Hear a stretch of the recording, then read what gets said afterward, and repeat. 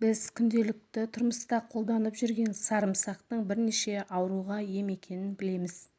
Алайда оның пайда болу тарихынан бейхабармыз. Осы орайда сарымсақтың нақты қандай ауруларға емдік дәрі ретінде қолданылатынын толығырақ ашып айтуды жөн көрдік.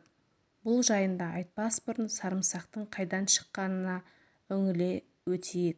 Көбінесе сарымсақтың отаны деп Орталық Азия аталады. Кейбір деректерде Алтай таулары мен Тянь-Шань арасындағы жазықтық деп жазылған. Мыңдаған жыл бұрын ол Қытайға, Египетке және басқа елдерге келуі де мүмкін деген деректер де жоққа шығарылмайды. Жаратушы иеміз сарымсақтың құрамын өте бай етіп жаратыпты. Зерттеушілердің айтуынша, оның құрамында В және С тобына жататын дәрумендер, хлор, темір, фосфор, йод, марганец, кальций, мыс, магний, көмірсулар және тағы да басқа микроэлементтер өте көп. Басым бөлігі судан, көмірсулар мен ақуыздардан тұрады. Селен, А, В1, С дәрумендерде кездеседі. Аздаған мөлшерде майлар да жоқ емес. Солардың бірі эфир майы. Мамандардың айтуынша 100 грамм сарымсақта 150 килокалория эфир майы бар. Сарымсақты қалай қолдану керек? Сарымсақтың негізі шикідей жеген пайдалы. Сарымсақтың өткір иісін артынан алманы, жалбыз жапырақтарын немесе балдыр көкті шайнау арқылы немесе сүт ішумен кетіруге болатындығы айтылған. Құрамындағы дәрумендердің жағымды емдік қасиеттері мол. Қан қысымын төмендетеді, қабынуға қарсы, қан тамырларының бітелуі мен ластануының, сондай-ақ ми ісігінің алдын алады. Иммунитетті нығайтады, организмді қоршаған ортаның зиянды әсерінен қорғайды, ағзадағы бактерияларды өлтіреді.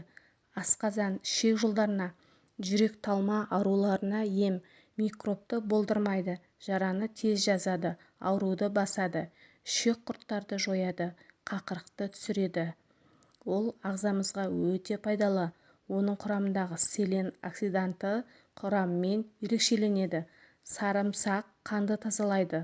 Ол табиғи антибиотик болып табылады.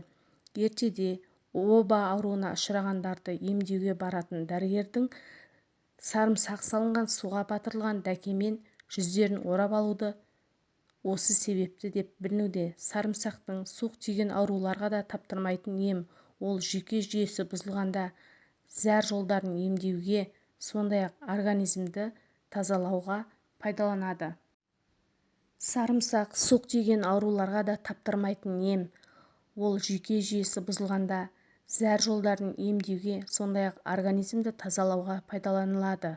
Терге, сүйел, теміреткі, сыздауық, қышыма, тағы басқа жаралар шыққанда емге пайдаланады.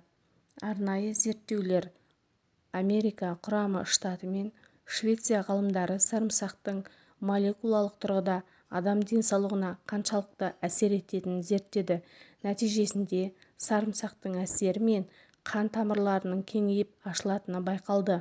Бұл сарымсақпен гипертонияны, қан қысымының көтерілуін емдеуге болатындығын білдіреді, деп мәлімдейді Калифорния университетінің профессоры Дэвид Джулис. Жапон ғалымдарының мәлімдеуінше, сарымсақ адам миындағы қартаю процесін бәсеңдетеді, оның жасушаларын тазартып отырады екен.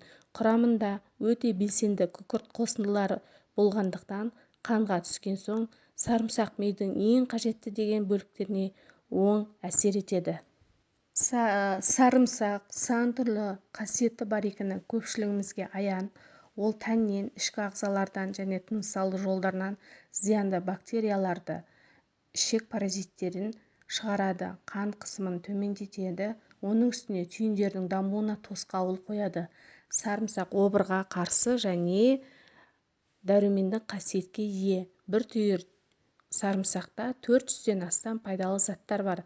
Ол организмдегі нашар холестерин деңгейін төмендетеді, тамырларды тазартады, және де жасушалардан ми обырына себепші жасушаларын жояды. Күл туберкулез таяқшасын жояды, құрттарды шығарады. Ендеше назарларыңызға көптеген аурулардың алдын алатын сарымсақтың сусынын дайындауды ұсынамыз. Бөтелкеге әрқайсысы 4 бөлікке бөлінген 12 түйір сарымсақ саламыз. Үстіне 3 құты қызыл шарап құямыз, немесе ыстық су құюға болады. Ыдысты жауып, терезе алдына күн түсетін жерге 2 аптаға қоямыз. Күн сайын 2-3 рет шайқап тұрамыз. Содан кейін сүзіп алып, күңгірт бөтелкеге құйып қоямыз. Осы сусынды бір шай қасықтан күніне 3 рет 1 ай бойы ішеміз. Дәрмек тәндегі тұздарды шығарады, еңбек қабілетін арттырады, қанды тазартады, организмді сергітеді, жүректі өте жақсы күшейтеді, зат алмасуын жақсартады. Әйел сырқаттары мен қабынулары кезінде аса пайдалы, организмді зиятты қалдықтардан зардапсыз тазартады.